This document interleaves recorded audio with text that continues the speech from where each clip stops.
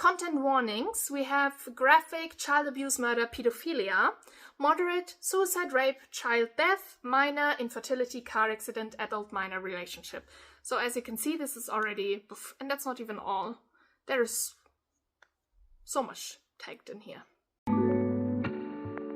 Hello, welcome. My name is Alice, and I am speaking here on this nice and gloomy spring day, coming to you with a Rant review. Exactly. So I'm going to talk about a few different books. And if you love these books, maybe this is not your video to watch. I will be quite mean because it's fun. There will be spoilers also, but not a lot, because frankly I don't own these books, because I don't want to own books that I dislike. And so I will not be showing you a lot of specific examples. However, there will still be spoilers, because I'm just gonna talk. I'm just gonna talk, okay? So if you want to read the books, if you have no idea what I'm talking about, maybe, you know, watch at your own discretion. Also, this is all just purely my opinion. I will give you a little TLDR right now. These books are bad, objectively bad, but because I didn't study English. I didn't study anything. I didn't even go to school for that long. I have no idea what I'm talking about. This is all just my opinion. I'm just a reader. So it's really not my place to say that they're objectively bad. They are more like subjectively bad. And the subject in this case is me. But they are so bad that it's kind of fun. So even though I don't own them, I still read them. And if you like to read them, maybe even after watching this, if you feel inspired to read it, please. If you love these books, do as you please. A lot of people seem to really like these books. I have looked through the reviews a little bit, and also more and more are coming. So there need to be people who absolutely love these books. Good for them. I would really suggest it for you if you just want to read something small and easy and fun. Something that you can really rant about. Go for these books, because they are crazy. So let's talk about the books then, shall we? Okay, so these books, they're free out right now. It's Strange Pictures, Strange Houses, Strange Buildings, and they are all written by Uketsu. He is a Japanese YouTuber. He is kind of his own little horror mascot. I don't know how to describe it. It's like he's a cryptid, an internet phenomenon. It's a weird little man with a mask, and he's been on YouTube for a lot of years, some years, and I think he was a meme at some point. Anyway, his YouTube style is doing these little at-home scripted videos where he appears as a man just with a mask, and he has now pivoted to being an author and writing these horror novels, and he is keeping them coming. So apparently he's doing good for himself. Good for him. Good for them. The structure of these books is all very similar, all very simple. We follow one narrator, and he is figuring out something mysterious happening in the world, and he's doing that by interviewing different people and getting more and more information. And then in the end, he always goes to his good friend, his best friend, whatever his name is, and this friend is like this super detective, the brain of the operation, basically, and he just lays out everything that's happened so far, and the mystery is solved. That's the spiel. In the first book, Strange Pictures, the story is about a blog that was discovered, and in that blog, a young man, I think, was posting about his life and his wife, and posted his wife's drawings on the blog pages, and then they when you assemble all of these pictures together, then a horrific truth is revealed. In the second book, it's not about pictures, it's about houses, and it's about like one house, I think, in particular, or a few houses. I think one house or two houses that have a weird floor plan, and then they find out in the end that it was basically like a murder house, you know, and that's scary. And then in the third book, it's about multiple houses, so we see multiple floor plans, and then it turns out it's like all of these buildings are connected by a cult. A cult, oh my god, so scary. That's that's the basic gist of it. So all of these books are very similar. It always has one gimmick. In the first book it's pictures, in the second book it's floor plans, and there's like multiple different interviews, multiple different stories with multiple different people, and in the end they all connect and form one nice little picture of one crazy scary thing going on in the world. This book suffers so many problems. First of all, it's so annoying to read because these books are really, they are not making you think at all. They are just giving you directly everything. And normally you would say show, don't tell. They tell and they show, and they do both of it like too much. It's too much. We don't need all of these informations. Like for example with the floor plans, they have a little bit of text saying, oh, if you look at this floor plan, then this thing here is weird. And then they show you the floor plan, and then they show you the floor plan again, but just slightly like zoomed in to show you that this specific thing is weird. And then there's another little bit of text where they're like, so you see, if you open this door, it won't go anywhere. And then they show you the exact same floor plan, the exact same thing, just with one little door, beep, open. And that's basically the whole book.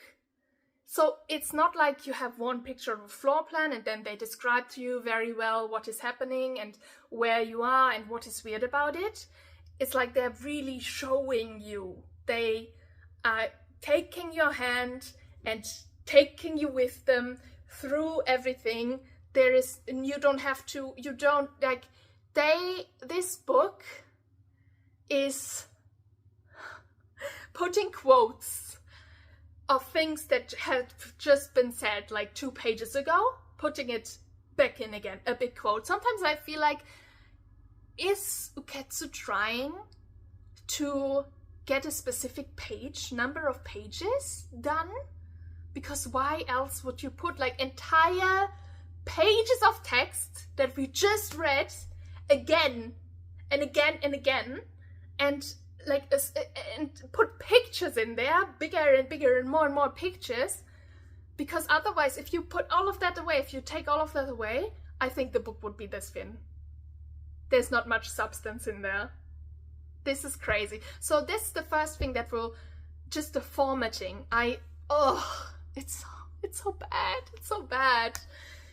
And I think for me, it stops the flow of the narrative, because you always go out of it. You stop the flow of the story. You stop reading and comprehending because you are just skipping over so many parts because you've just read them. You literally just read them. You don't need to put it in again. Trust that and that's, I think, I just wanted to say, trust that your readers will know what this is about. But then I think the writing, low-key, is not that good that someone would understand it just by writing. I think there's a little bit of a necessity to put pictures there, because the writing, most of it is just like a dialogue. So it's written like a movie script. It's like, protagonist, hello, how are you? Interviewee, I am good, how are you? Good, let's talk about what's going on. So there's not a lot of description happening, so maybe you need the pictures to even know what they're talking about, because the book is not describing it to you in any way. It's like you're reading a script. It's like you're reading the first kind of manuscript, that should then be used to write a nice book. This is just like purely like the brainstorm idea, basic concept file, and they just printed that. It's like, I'm reading the book. I'm like, are you calling me dumb? Are you calling me stupid? Please don't. This is the formatting. Then we have the trope of the all-knowing detective, the all-knowing friend of the narrator, who comes in at the end, just puts everything together. And this is so... everything they do, everything they say, they're just hypothesizing?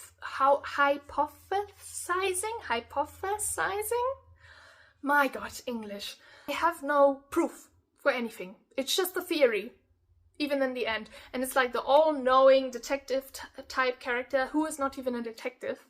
I think he's an architect or something. He just swoops in at the end. He knows everything. No proof, no nothing, just a theory.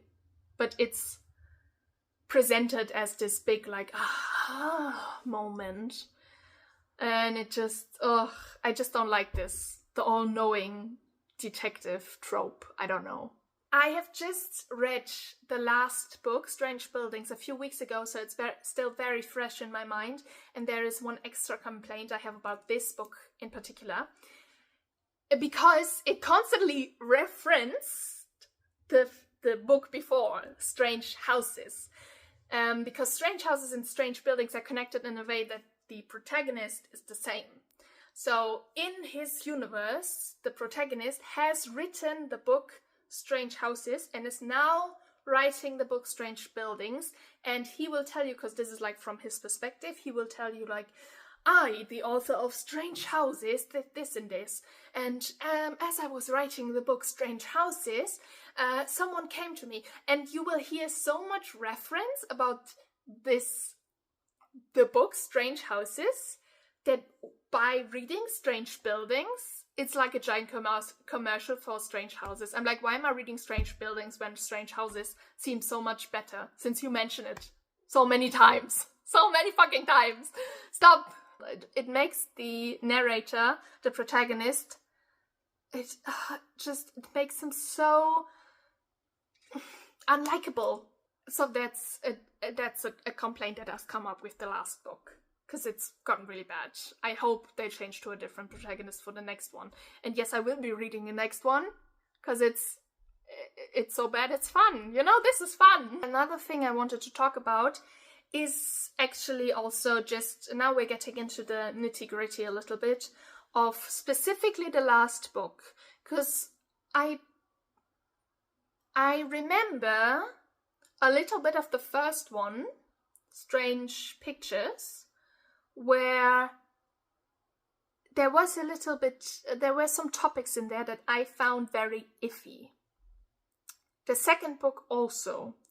The first book also had to do with like a miscarriage and pregnancy and The second book had to do with children, and now the third book, it's again about children and mom. It's about like mothers in particular. And so these subjects always, I feel a bit iffy if they're being written by a man in a society, a Japanese society, which is riddled with misogyny anyway. And I think I'm going into these books with an open heart and an open mind, but especially the last book irked me a lot. Because, and now here's the spoiler section. So in the last book, we follow, again, the narrator, and he is putting together floor plans of different houses. And in the end, we learn that all of these houses are connected because there's a cult happening. A cult that was created by a building company owner and his family. And this cult was basically made for them to sell more houses, and it targets people who, with children who feel guilty for having like abandoned their children or having something happen with the children.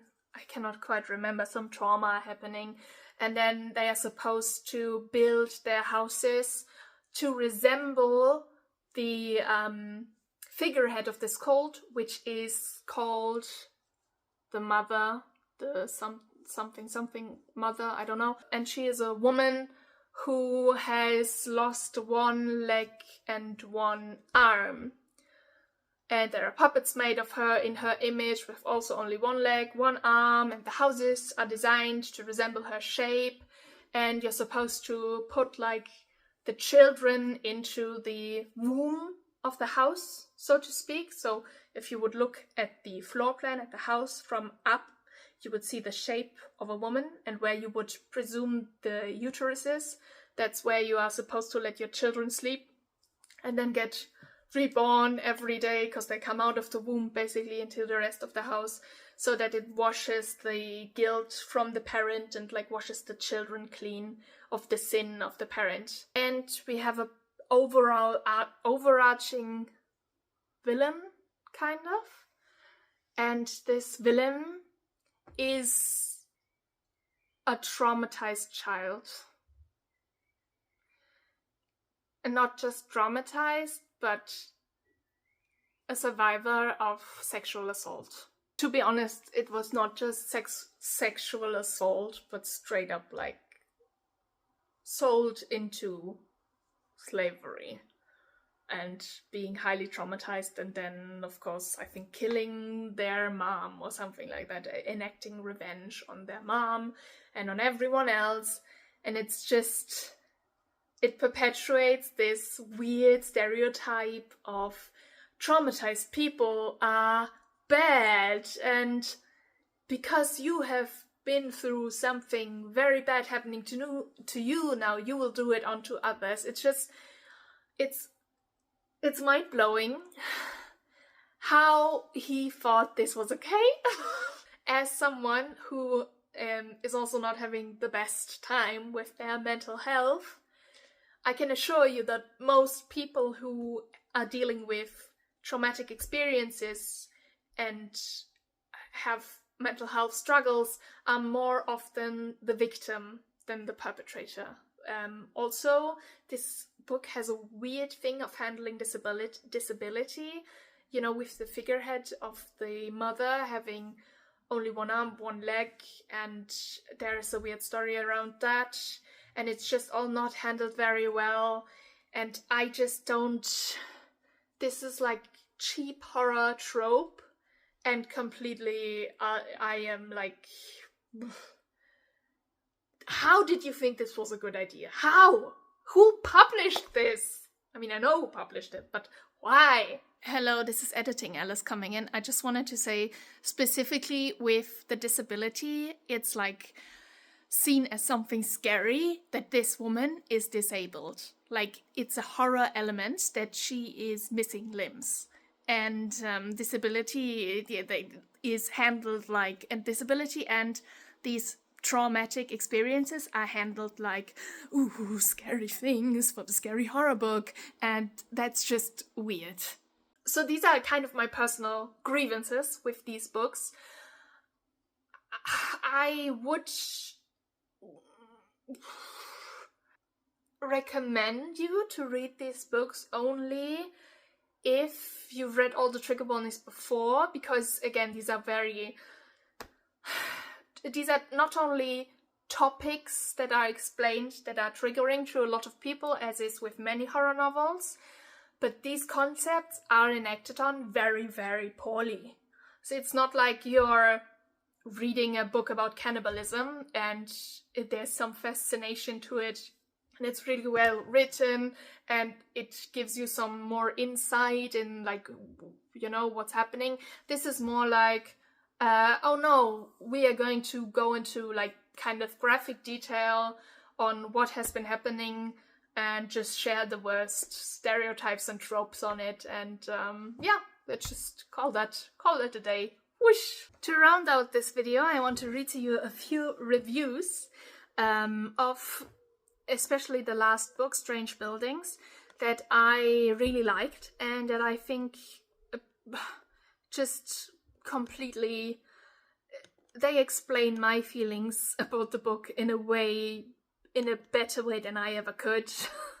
So I want to read it to you. I am on Storygraph. That's where I am looking at the reviews. It's just my preferred platform. Before we go into the reviews that I think are important, which are the worst rated ones, I want to read some of the good reviews to you. Just because, everyone has their own opinion. I'm not trying to make this book look worse than it was, even though I am, kind of. Anyway, that's my opinion. I want to share other people's opinion with you as well. So if we just look at the book, just look at it. On Storygraph, we can see that it has a 4 stars rating based on 4,152 reviews, which is very concerning to me that it has that high of a rating. If we look into the statistics, we see here the pace is more fast than medium. It's very plot driven, which of course, because we are not getting a lot of descriptions. It's just characters talking. And it's just, it basically presents the information to us like this. Strong character development? No. 55% of people said no. Lovable characters? Most of them said no, and a few of them said it's complicated.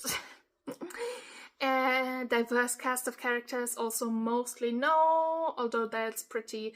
37% said yes, 44% said no. So, that's a little more debatable.